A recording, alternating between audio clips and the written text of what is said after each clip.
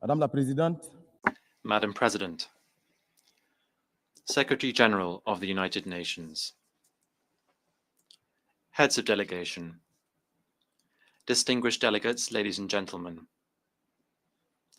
it is my great honor and privilege to address you on behalf of President Captain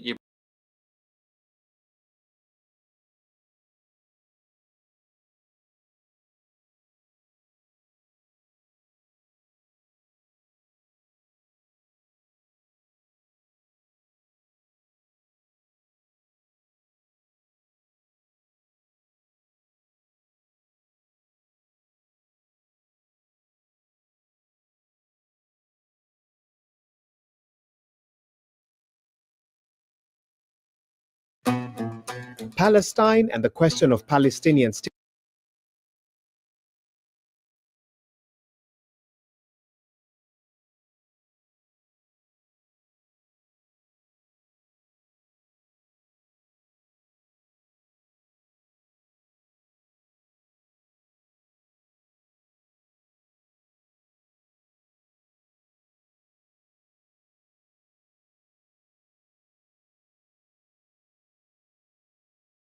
The cameras roll, the flags wave, the world pretends to listen. But this year, something different happened, something no one expected. Captain Ibrahim Traoré, the young revolutionary president of Burkina Faso, refused to speak. He rejected the stage. He rejected the insult. He rejected the empty chairs that have always greeted African leaders. And his words shook not just Africa, but the entire world. When the leaders of the West address the General Assembly, the hall is full, every seat occupied. Heads of state lean forward to listen. Applause rings out after every sentence. But when African leaders take the same podium, the scene changes. The hall is nearly empty. Delegates walk out. Heads are turned away. The voice of Africa echoes into silence. Creemos que el camino hacia la universidad. All right. Welcome to This Week in Africa. Sorry for the delay today and some technical difficulties, but we are here to talk about this week's news. And as you see, we're going to talk about Traoré rejecting the UN invite and his controversial speech, African leaders scolding empty seats at the United Nations General Assembly, and other stories from around the continent. But before we get into the live stream, let's do a quick introduction to who we are and what we do. So This Week in Africa is a weekly live stream and collaboration between Authentic African Media Group and the Gloria Ayo. Each week, we break down the news of the day as it pertains to Africa and seeing Africa get back to its rightful place on the world stage. Now, before we get into today's stories, let's do quick introductions. I'll turn it over to my co-host before I introduce myself. Hello, everybody. My name is Gloria Ayo. I am host, creator, founder of The African Story. And as always, I'm happy to be here. Hi, Joe. Hey. And I am Joe Hatagwa, the founder of Authentic African Media Group and Authentic African e-commerce site sourcing products made on the continent, ethically sourced and handmade for people who want to support African artisans living in the diaspora. I also built out the Authentic African platform with 3 goals: get people to visit, move, or invest in the continent of Africa. I was just there for the last 3 weeks, just got back this past Sunday, and I spent a significant amount of time shooting content that I look forward to be sharing with you all. So this week, we weren't here last week. Gloria was on vacation, much needed vacation, and we were not able to go live. So we want to tell you the stories that happened while she was away, while I was in Ghana, and some of the updates that have been happening over the last week as well. So lots to cover today, and we look forward to sharing it with you all. So with that, let's get into the first story. So the first story is Captain Ibrahim Traoré rejected the UN General Assembly and had his own press conference where he vowed to win the war against armed groups and reclaim control of the economy. He had a 90-minute press conference marking the 3rd anniversary of his leadership. He described inheriting an army in 2022 with barely 100 rifles and fewer than 100,000 Kalashnikov rounds. These are Russian arms rounds. He said some soldiers were even sent to the front without weapons. So he announced a 3rd phase of the conflict with plans to manufacture arms domestically while accusing foreign powers of recruiting mercenaries and trying to encircle the Sahel region through bases in countries such as Cote d'Ivoire. He also said on the economy that the state has bought back 2 gold mines and signaled moves to reclaim strategic sectors from private hands. He denounced what he called savage capitalism, arguing that profits must serve Burkina directly. Asked about Palestine, Traoré replied that Africa also faces urgent crises in Sudan and the Democratic Republic. Still, he reiterated support for Palestine, saying it must be recognized as a state. Now, that particular statement focusing on Sudan and Democratic Republic of Congo will be the theme of today's discussion as we listen to what some of the other leaders had to say during the UN General Assembly. But before we get into that, let's hear what Ibrahim Traoré had to say in his 90-minute press conference, and we'll have some commentary on the other side. I will pull up the video here in just one moment. Here we go. I think this is it. Okay, here we go.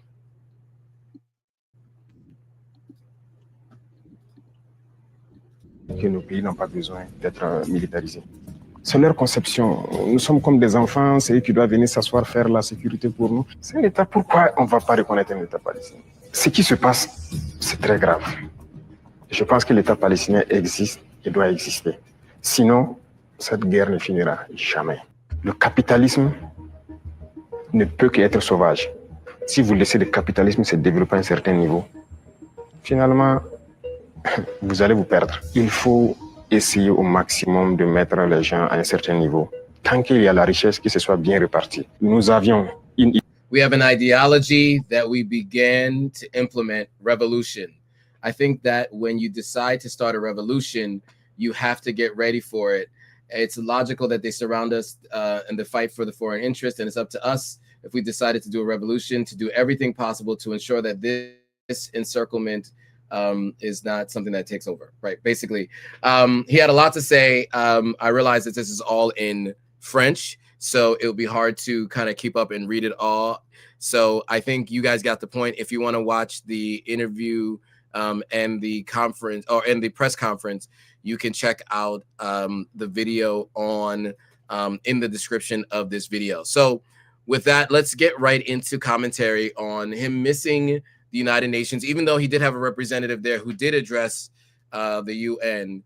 What were your thoughts on his 90-minute press conference and all the things that he covered in that press conference, and missing the United Nations and a chance to speak there as well?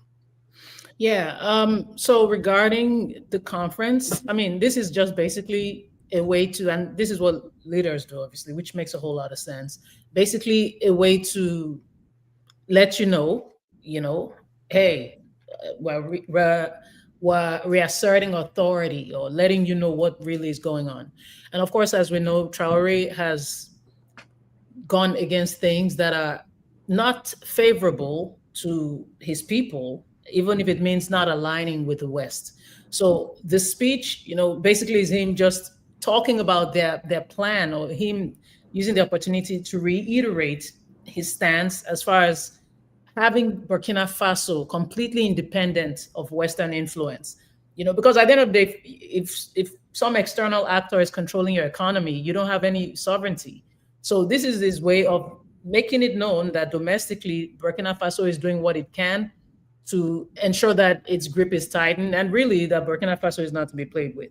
Now, as far as his silence on the world stage, some might see it as a snub. Western-led international forums.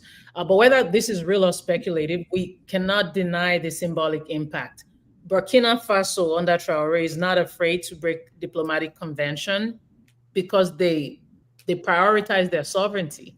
So the alliance, the AES alliance, I mean, was always created anyway as a rejection of what these countries see as decades of neo-colonial interference and any sort of moral lecturing from the West. So the silence at the UN is in line with what African leaders have done in the past, you know, being absent from international conventions, basically to send a message. Kwame Nkrumah once walked out of a meeting with Western diplomats after accusing them of undermining Pan-Africanism. Idi Amin once boycotted a British Commonwealth summit after being criticized over human rights abuses. Robert Mugabe of Zimbabwe he rarely applied at UN conferences because that was his way of accusing the West of economic sabotage. You know, but in Traoré's case, he didn't even show up at all, which might actually even be louder than words. But, you know, as we know, what we know for a fact is that Burkina Faso has increasingly withdrawn from international visibility.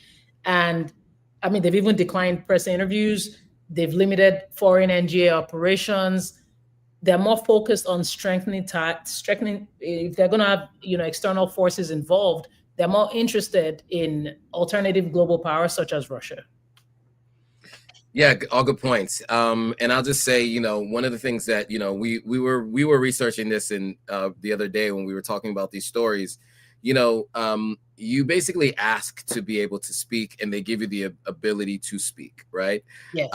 And you know, one of the things that we noticed, or that comes up all the time when it comes to the UN, is that African leaders almost always speak to empty seats. Last year at the UN General Assembly, the year before at the UN General Assembly, we were live, and we discussed this. I was live with African Stream at the time, and we discussed that the UN General Assembly last year had the same thing. African leaders speak, and nobody's there to listen to them. Like, the only reason why we even know that that these speeches were done is because the UN has a YouTube page, and they actually post the speeches, but nobody else heard those speeches. So, you know, there was a viral moment that you guys all might remember last week where many delegates walked out on Israel when Benjamin Netanyahu got up and spoke, and it was meant to be a symbol of, you know, the idea that they were breaking ties with what Israel was doing in Palestine, right? And so many people reposted that. It went viral. What you guys don't know, though, is that happens prior to when African leaders speak. So they're not doing it in defiance of those African leaders. They're just disinterested, right? So they don't even show up for those speeches, or they do leave during those speeches. Maybe not a mass exodus to disrespect them, but there already is no respect by not sitting through those speeches in the first place.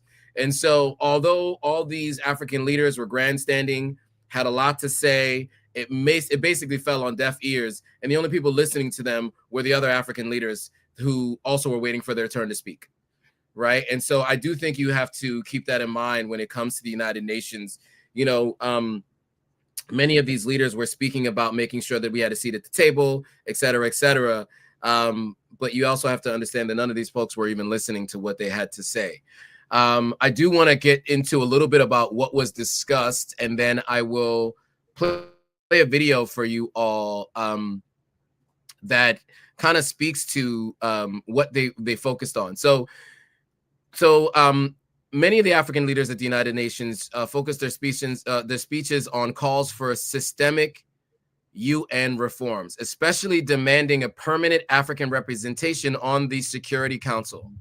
So I don't know if you guys are familiar with this, but I do know that every once in a while, like, African countries get to come in and out of the Security Council, but they don't have permanent representation on the Security Council. If I'm not mistaken, Sierra Leone is actually on the Security Council for a particular term, but there isn't permanent representation on the Security Council. Greater global equity, meaning what that means, right? You guys understand what that means. And justice for international affairs. They also emphasize economic sovereignty actions on trade barriers, comprehensive development, and the defense of Palestine statehood, which was something that came up as almost universal amongst all of the African leaders.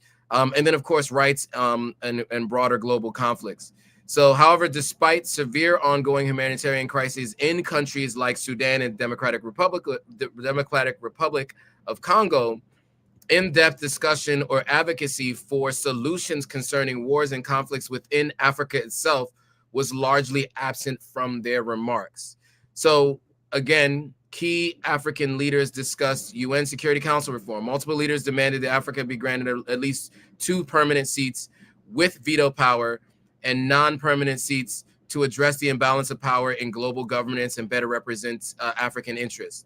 They also asked for equitable global order, meaning across those speeches, they were repeated demands for fairness and justice in international relations, responses to climate change, and an end to persistent economic disadvantages faced by African nations. Of course, support of Palestine came up unilaterally with almost all of them.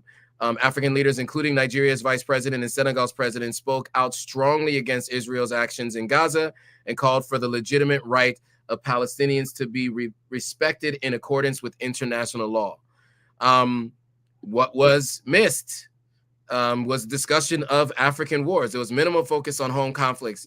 Analysts point out that African leaders, while vocal on international crises, particularly Gaza, gave only brief references to ongoing wars within Africa.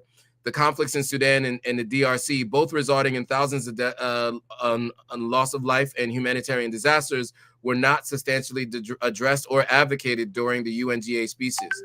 Missed humanitarian crisis advocacies, limited mentions of Sudan and the Congo represented, according to many security analysts, a significant missed opportunity to draw global attention to seek solutions for Africa's most urgent crises.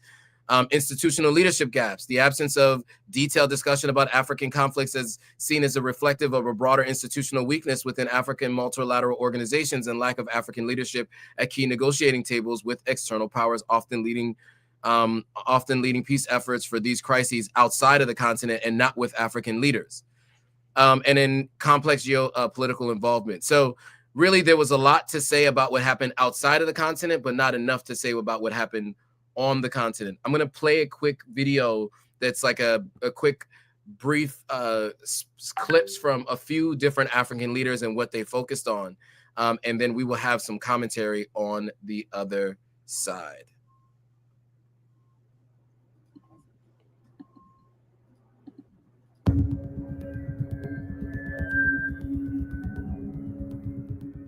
The people of Palestine are not collateral damage in a civilization searching for order. They are human beings, equal in worth, entitled to the same freedoms and dignities that the rest of us take for granted. Au Moyen-Orient, le peuple palestinien continue de vivre la pire des calamités que les mots ne peuvent plus exprimer. Sous le fracas quotidien des bombes, toutes les limites ont été dépassées. Nous ne pouvons ni nous taire, ni détourner notre regard, car Gaza ne vit plus. Gaza, terre de larmes, de sang et de sueur, est devenu un enfer pour des millions d'âmes de tous âges, piégées dans une prison à ciel ouvert. Hommes, femmes et enfants agonisent tous les jours, privés de nourriture, d'eau et de soins de santé. Le Sénégal réitère sa ferme condamnation de cette tragédie que rien ne saurait justifier. Madam President, the UN Commission of Inquiry on the occupied Palestine territory, including Israel, Eastern Jerusalem, has just released its findings that indeed a genocide is being committed against the Palestine people. Despite the clear provision of the Security Council and General Assembly resolutions and advisory opinion rendered by the international community of justice, the humanitarian situation in Gaza is worsening and access to humanitarian aid is severely limited. A failure to address the crisis in Gaza could become the moral failure that defines this era.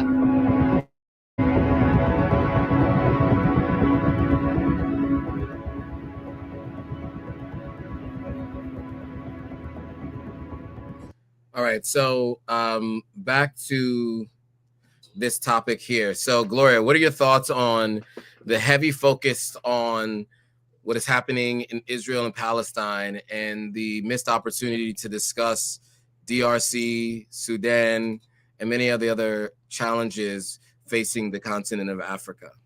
Yeah, I mean, these are undoubtedly important issues, and they do affect African nations to an extent. But we can all see the near absence of strong, urgent languages around Africa's issues. We have ongoing internal crises. I mean, we have literally a war going on in Sudan. There's an escalating conflict in Eastern DRC. These have caused some of the largest displacements, and obviously a whole lot of loss of lives. And nobody thought it fit to actually hammer on the crisis going on in these places.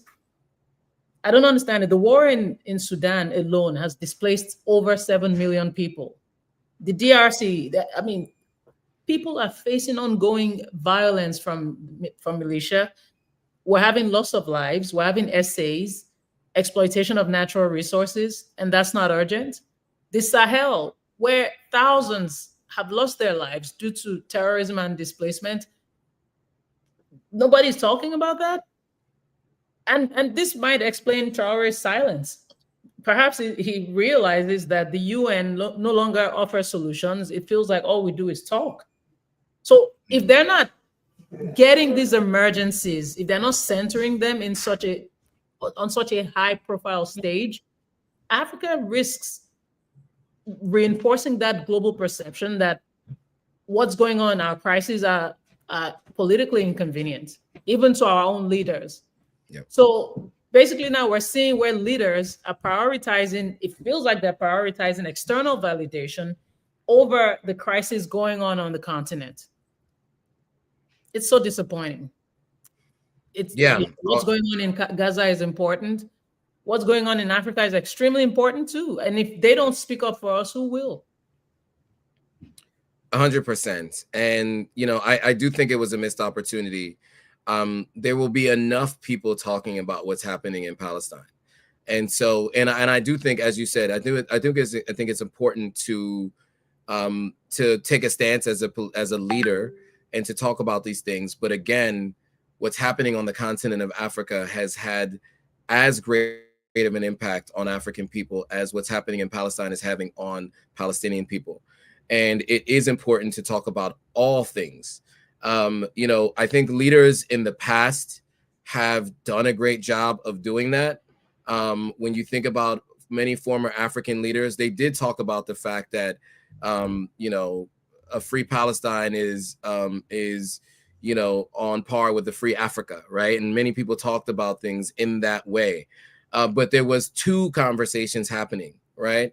And I think, look, it's great for PR if you want to get that soundbite and you want your speech to go viral, to talk about the thing that everyone is talking about.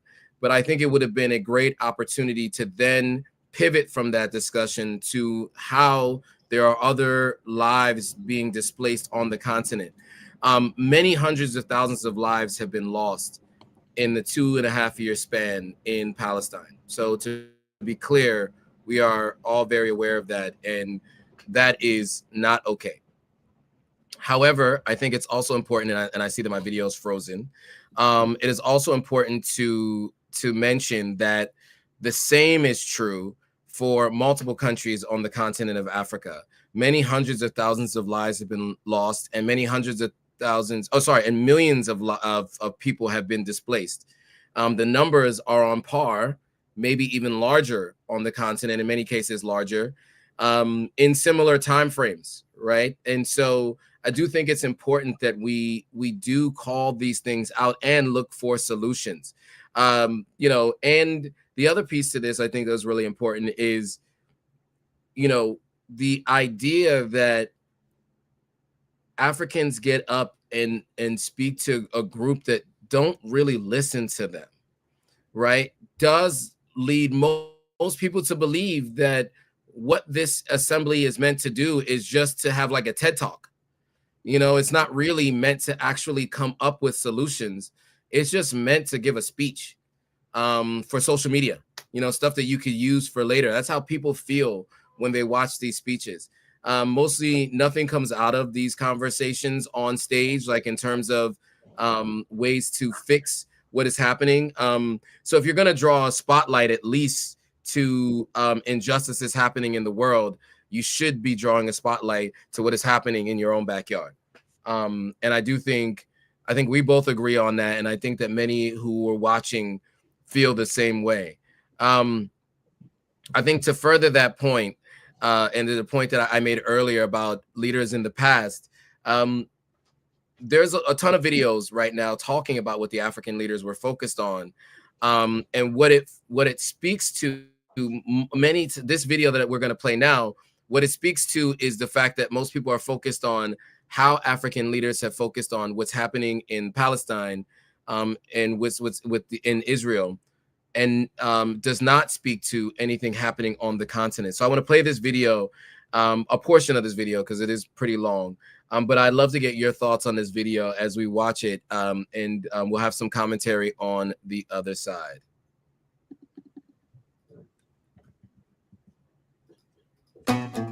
Palestine and the question of Palestinian statehood is front and center at this year's UN General Assembly. But across the African continent, only 2 countries have not officially recognized the state of Palestine: Cameroon and Eritrea. By the late 80s, after Yasser Arafat's declaration of independence in Algiers, most African states had recognized Palestine. Leaders like Thomas Sankara and Nelson Mandela even linked the Palestinian struggle to Africa's own liberation fights. But Cameroon and Eritrea stayed on the sidelines. Cameroon doesn't have any diplomatic relations with the Palestinian Authority and rarely speaks about the issue at all. On the contrary, it is heavily involved with Israel. Israel sees Cameroon as one of its strongest allies. So I'm not going to play this whole video, but you guys can see the theme of this video. It speaks to how African leaders have focused outside of Africa and who has sided with Palestine and who hasn't. Again, an important topic in general, but what most of these videos don't do is focus on how African leaders have talked about what's happening in Africa, right? We should be seeing videos like this about how Cameroon, Eritrea, Nigeria, Ghana, Sierra Leone, Burkina Faso, how they're responding to what's happening in the DRC and Sudan. Now, you know, obviously, as I mentioned, and what we saw in that earlier video, Ibrahim Traoré, during his speech, he was asked about Palestine, and what he did was he pivoted right back to what's happening on the continent. And that is how you control the narrative. And it is important that we focus on issues at home, you know, because these are countries, many of these countries are not that far away from the conflicts that are happening.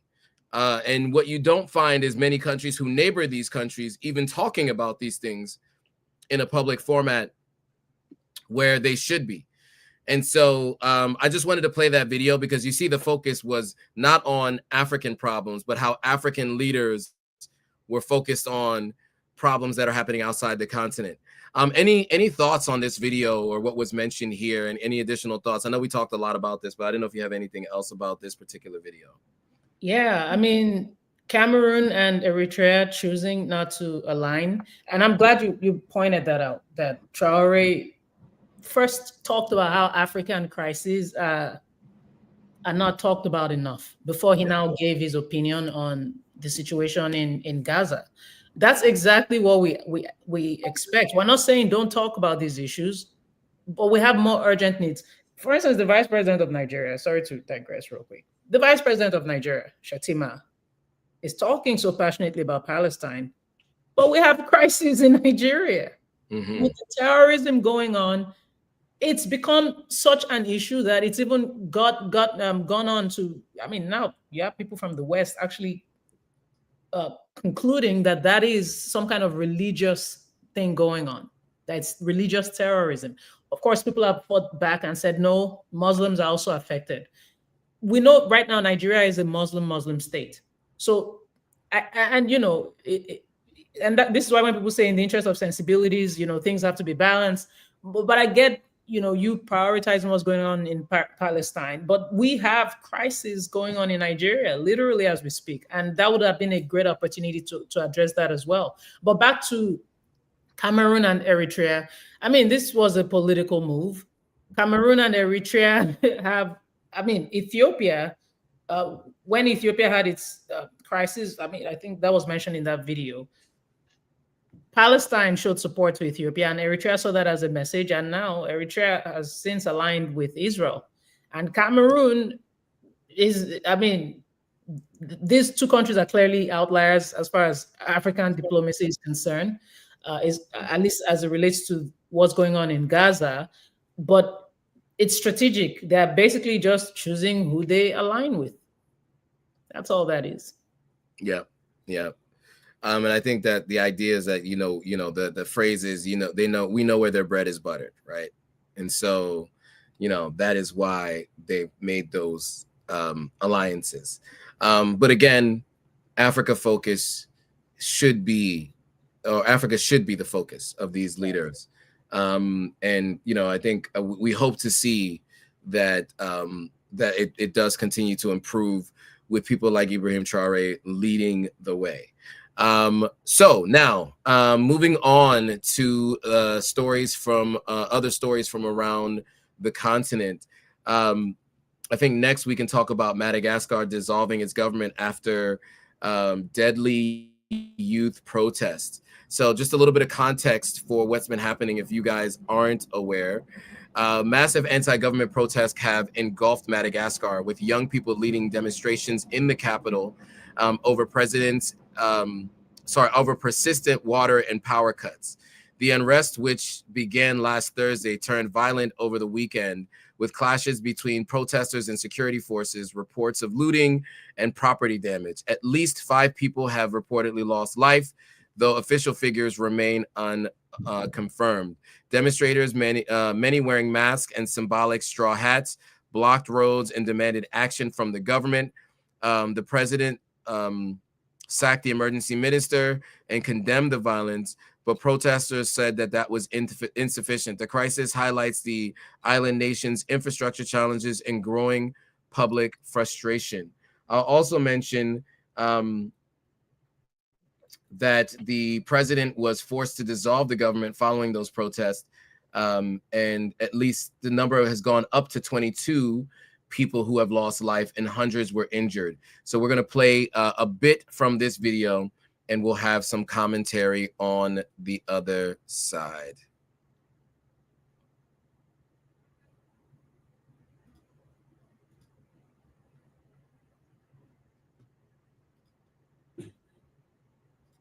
Jack Dorsey's decentralized messaging app BitChat has seen a massive spike in downloads from Madagascar as violent protests over chronic power and water shortages grip the African island nation. The surge marks the 3rd time in September that civil unrest has driven protesters towards offline communication tools. Demonstrations began on September 25th this year, when hundreds of protesters took to the streets of Antananarivo, Madagascar's capital. The catalyst was simple but devastating. Residents were fed up with power cuts lasting more than 12 hours each day.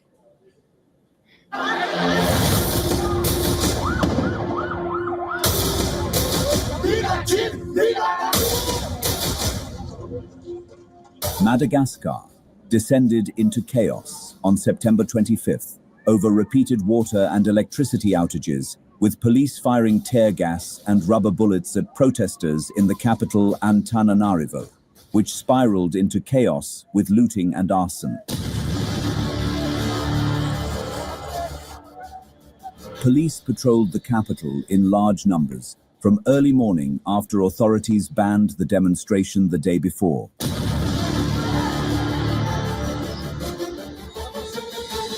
Citing the risk of public disorder.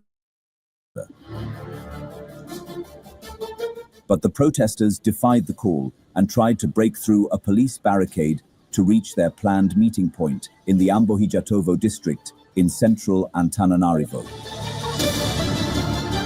Madagascar's president sacked his energy minister in a bid to calm protesters, which had left wreckage strewn across the capital a day earlier. Protesters have voiced anger over persistent water and power cuts that often leave homes and businesses without electricity for more than 12 hours each day. We can play, you guys can watch the rest of the video at home. This is at least a 5-minute video, so we won't have the time to go through the full video. But your thoughts on the energy minister being sacked, the government being dissolved,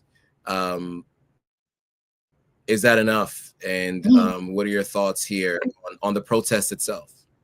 Yeah, I don't know if we're going to talk about the Morocco protest as well, but I mean, I think it was in Madagascar, huh?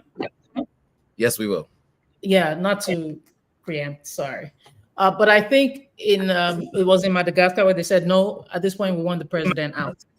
That's exactly what happened in Nepal. And this was why I did a video when I talked about, on my platform, when I talked about why Africans are supporting Nepal. This is actually the evidence of Africans supporting Nepal. And Kenya, of course, we have to talk about Kenya again, because as it relates to this tag of Gen Z protests, man, Kenya, ooh, just look at the impact, right? So Nepal does its thing recently and they succeed. The prime minister leaves. So Madagascar, of course, and this is it usually only takes one thing to trigger a mass protest. In Nigeria, when NSARS happened, it was based on police brutality. And then people said, you know what? It goes beyond police brutality. We want this fixed. There was a list. This is what's going on in Madagascar now. They're talking about electricity. I mean, I'm sure, I hate to bring Nigeria into this, but I'm sure countries like Nigeria are like, y'all protesting over not having light for 12 hours a day? What? Do you know what I mean? So, and that happens in South Africa when there's usually issues with power. You see people, having strong reactions. So I'm sure Nigerians are like, what? We've protested for things that are far worse than this, the few times, I don't want to say the few times, so I don't seem like I'm minimizing, the protests we've had in the past. But some Nigerians will tell you, we don't come out as we should.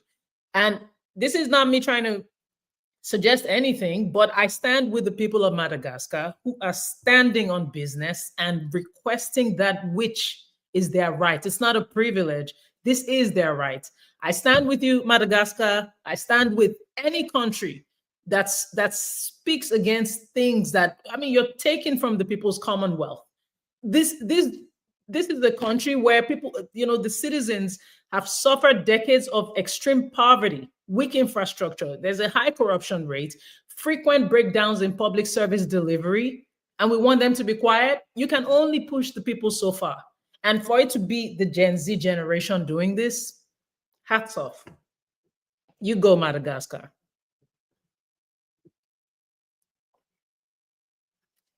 Are you on mute? Oh, looks like we lost Joe. But yeah, we stand with the people of Madagascar. We stand with the people of Morocco. If you don't treat the people well, whether or not it's you're being corrupt, whatever the case is, the people will stand on business. And I'm hoping some kind of wave happens throughout Africa. See, I will be out there line, believe it or not. I am for it, Joe. I am here for it. Yeah, absolutely. And look, civil disobedience, I think does lead to political change, right? I think the idea of, getting out and protesting and drawing attention, generally brings shame and does cause change. I do think It is really, really, really, really important that we follow what's happening on the continent. You know, there were times when we talked about the Arab Spring, when there were other protests happening in the different Arab countries around the world, and they were protesting change or protesting status quo and looking for change. And as you said, on the continent of Africa, I think Kenya really did start, was a big start to this new wave of protests.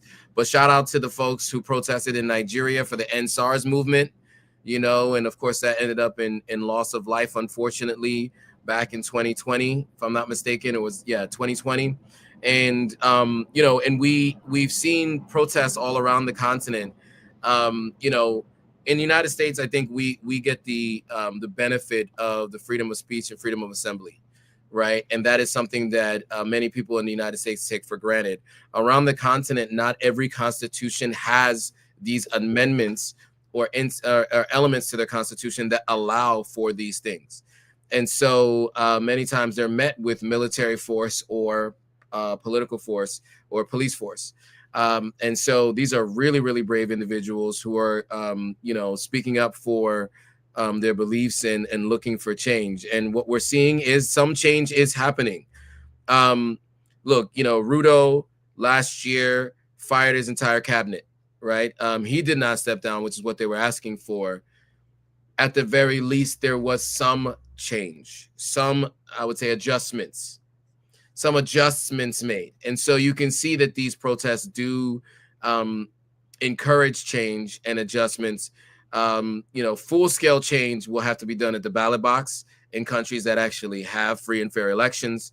Otherwise, you know, I think the continued protests will be useful. And so I encourage people to do it safely and civilly, you know, because at the end of the day, destroying your own country folks' businesses is not useful to any cause, right? And so I do want to call that out, that, you know, and it may not even be the protesters. A lot of times those are agitators and folks who are on the side of the government, a lot of times hired to do those kinds of things. But in any case, I think to, you know, just let's try not to be disruptive to the cause. So on a similar note, there were other protests in Morocco that you just mentioned, and I do want to get to the protests in Morocco. And so for a little bit of context, Gen Z protests, corruption accusations ignite protests in Morocco, and we also talked about in Madagascar, of course. Violent clashes has erupted between protesters and security forces in Morocco. Youth-led demonstrations continued for at least 4 days. Hundreds marched through the streets of Morocco on Tuesday night, demanding better social services and less corruption. So let me go ahead and share that story.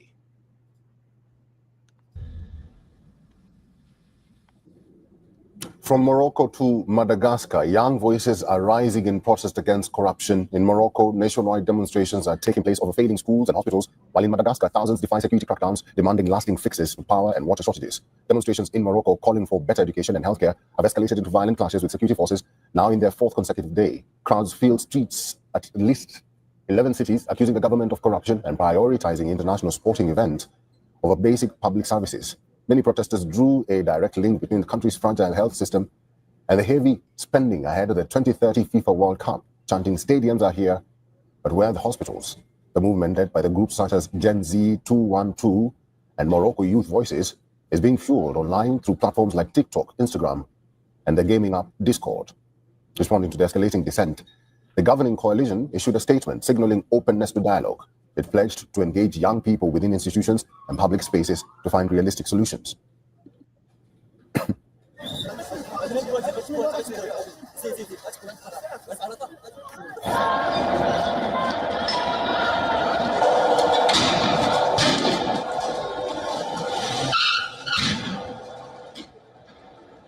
In Madagascar's capital, so we've already talked about Madagascar. So, you know, back to the story of Morocco. So, as stated, right, they are focused on FIFA.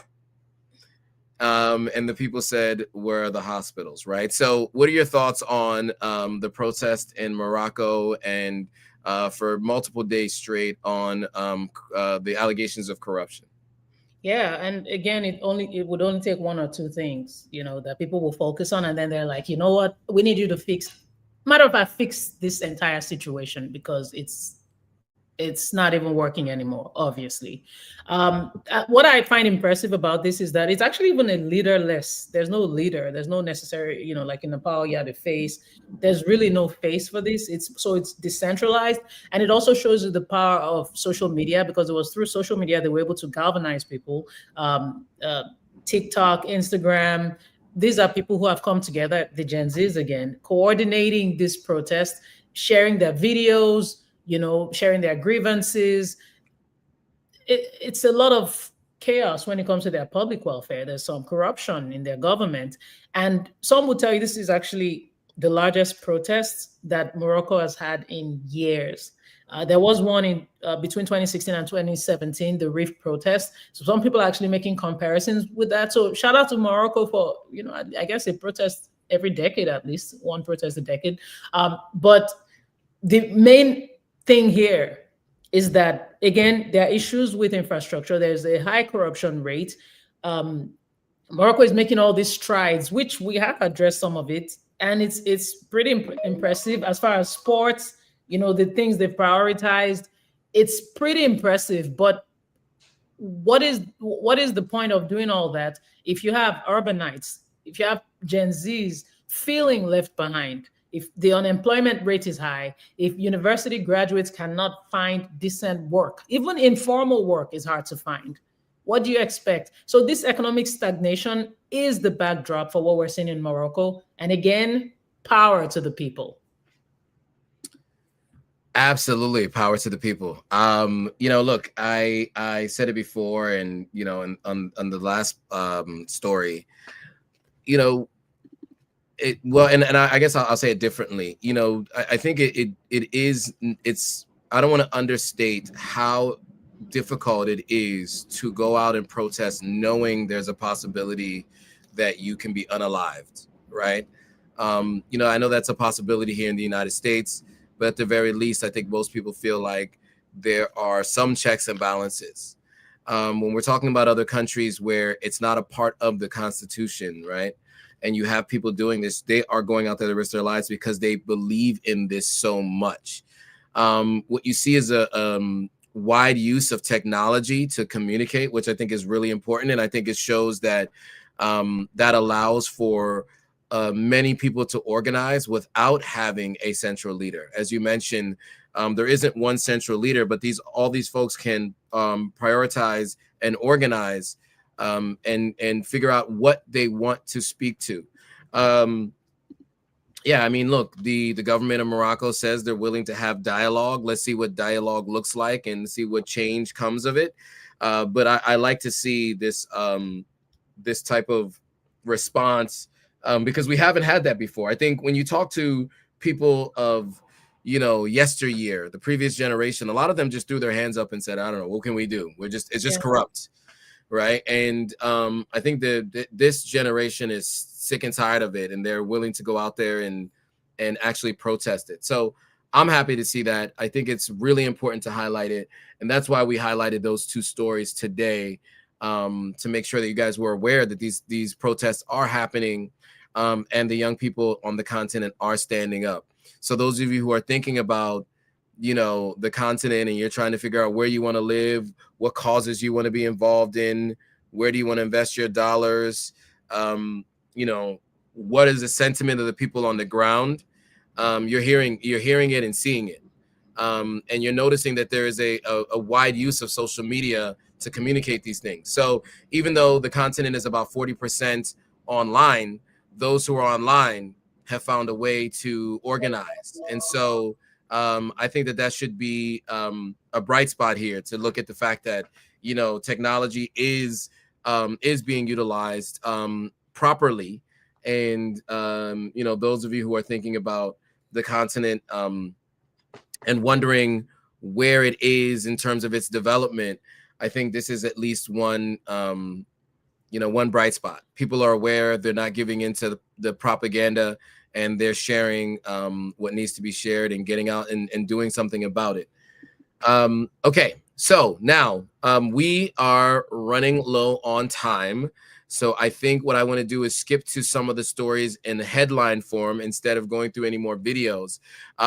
Really quickly, I do just want to call out this one story. Maybe you can give your thoughts on it before we run into some of the other African briefs.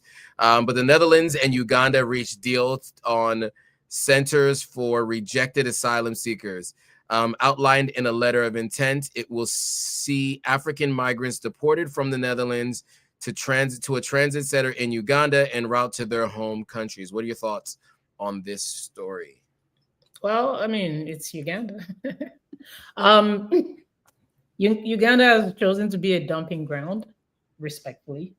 They get rejected somewhere. Uganda is, happy to take them. I mean, beyond, in all seriousness, beyond the political side of things, these are the kinds of things that our leaders, the kinds of decisions our leaders choose to make actually on our behalf. We don't get any say. These are decisions you make that affect the dignity of Africa as a continent. We keep having our wonderful African countries in the spotlight, the headlining news, global news, might I add, and letting people see that we are the place to bring your immigrants to. You have migrant issues, come to Africa. We'll hook you up for whatever amount of money or whatever the trade-off is. In Mahama's case, I want to quickly bring him in. In Mahama's case, in Ghana, as we discussed, was it last week or the last time we talked about it? Yeah. He said there was no economic benefit to it.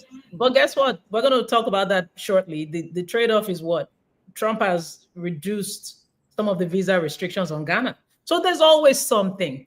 But the big question is, do you prioritize your continent, the dignity of Africa?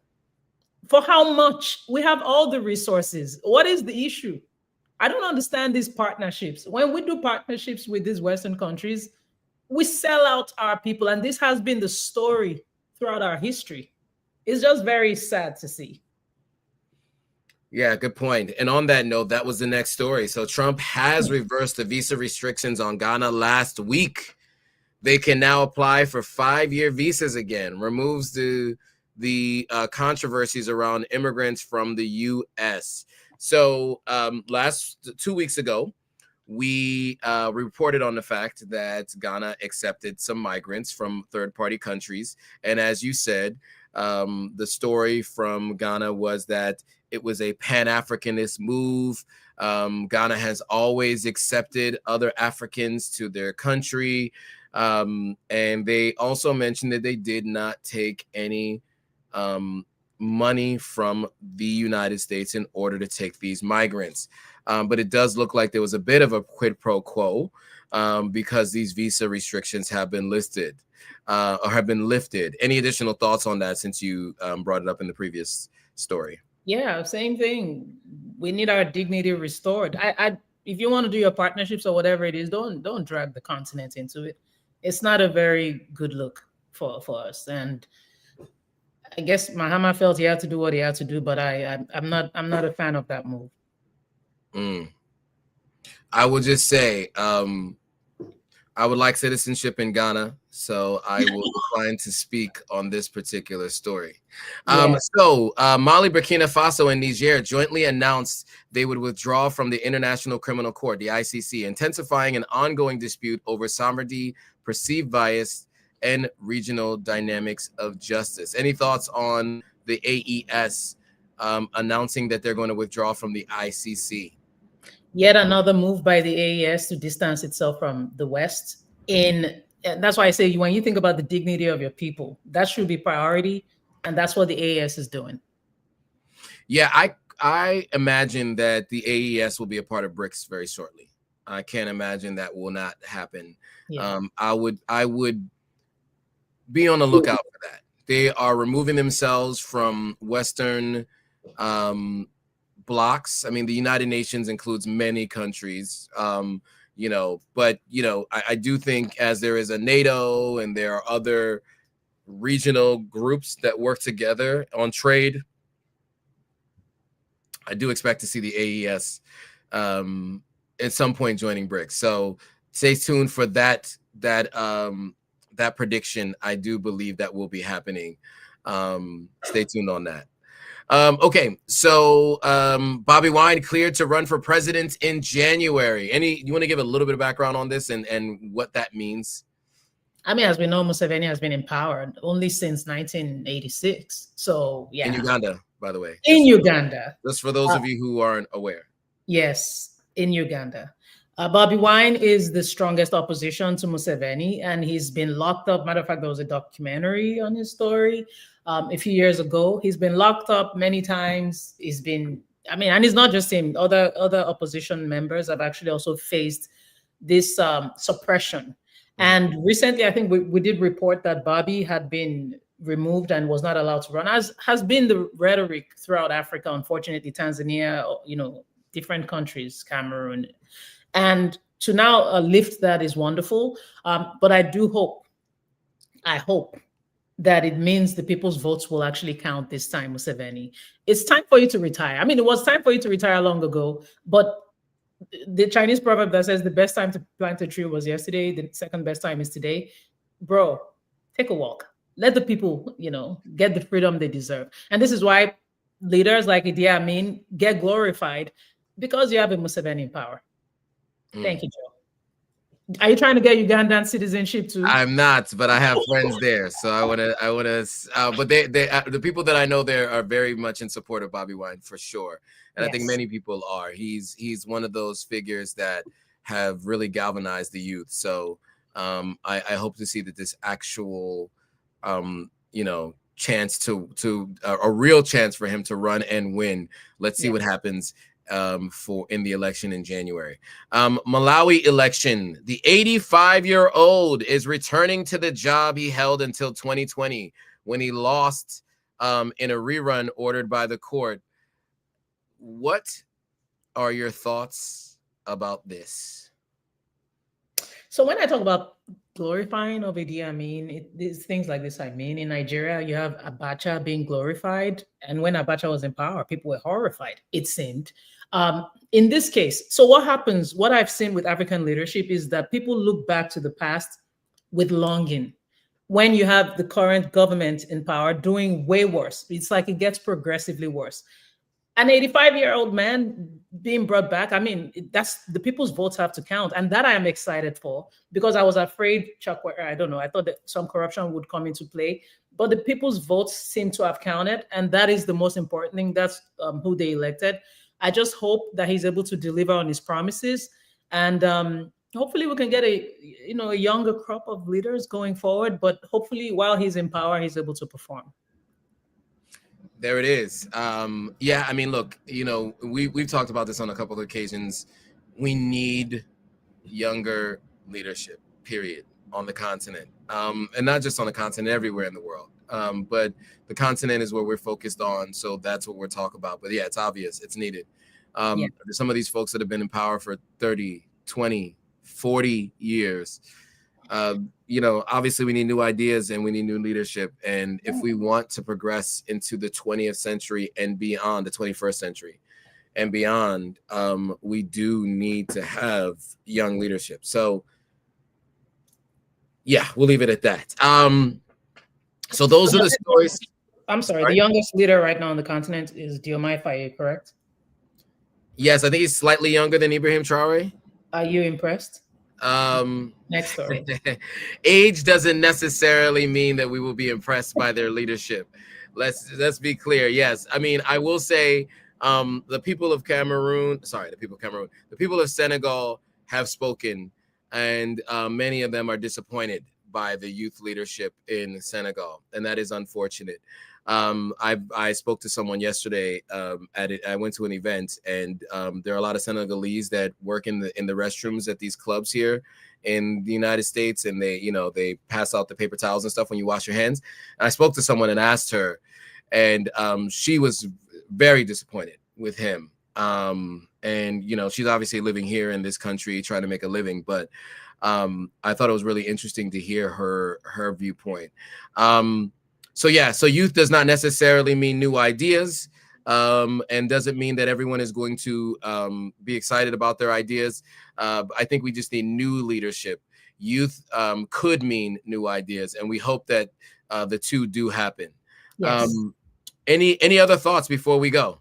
Yeah, sorry. I just wanted to add to that. And I'm glad, and that was why I had to say that, because I actually, you know, the Senegal conversation you and I have had it off air, and I met a Senegalese man at the airport the other day, and I was like, man, I was supposed to have asked him how Diomaye Faye is performing, because I was rooting hard for this man. But there are two things that have happened in addition to, it's just been quite quiet when it comes to Senegal's developments and all these lofty ideas. I'm not saying they will not perform or that they're not performing. I mean, the most important thing was that the people's votes were able to count. So that in itself was a huge achievement.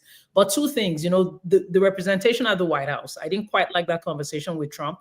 And then recently when he had the opportunity to speak at the UN, he spoke on important issues.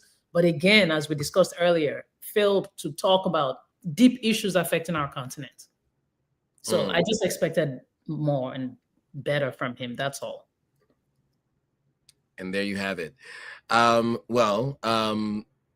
Thanks again for an insightful discussion. Didn't have a lot of comments this time, but a lot of people were listening in. So appreciate you guys who listened all the way through. Hopefully you found this useful and helpful, and you can pass on this knowledge to other people in your lives. Please also press share and share this with people that you know so they can watch this video. Make sure you like, comment, and subscribe to all platforms. The Gloria AO on everything, Authentic African on everything. And make sure you stay tuned every Thursday where we tell you the news of the day on the continent. Thanks again, everybody, for watching, and we'll see you all on the next video.